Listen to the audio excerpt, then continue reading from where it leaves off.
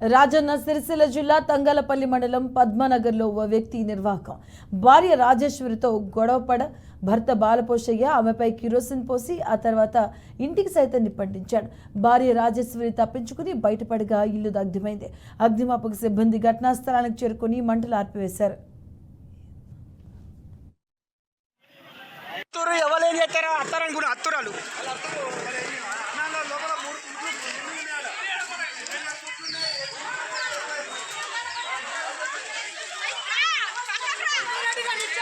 మీరు లేబురు అనగాలి, మీరు లేరు రారి అనగాలి, బయటకు రారు మీరు అంతా. వాళ్ళు ఏమన్నా ఇచ్చిపెట్టరు. నువ్వు తిన్నావు, నువ్వు వండుకున్నావు అంటే నేను అన్నం పెడతా అంటే వద్దని అన్నాడు. అని అంటే నేను తింటా అనేసి తిన్నాడు. ఇక నువ్వు నా జీవితం పాడు చేసినావు అది ఇదానని నన్నంటే నేను కూడా అన్నా. అంతే ఇక కిరోసిన్ తీసుకొని వచ్చిండు, మొత్తం పోసిండు, ఇగో నా మీదంతా పోసిండు. నేను ఎందుకు సిలిండర్ల గురించి బయటకు వచ్చిన కానీ అప్పటికే మొత్తం పేలిపోతుంది. అంటు పెట్టింది ఎవరు? ఆయన ఎవరు? మా ఆయన. ఏం పేరు? బాలపోచయ్య. నువ్వు తిన్నావు, నువ్వు వండుకున్నావు అంటే నేను అన్నం పెడతా అంటే వద్దని అన్నాడు.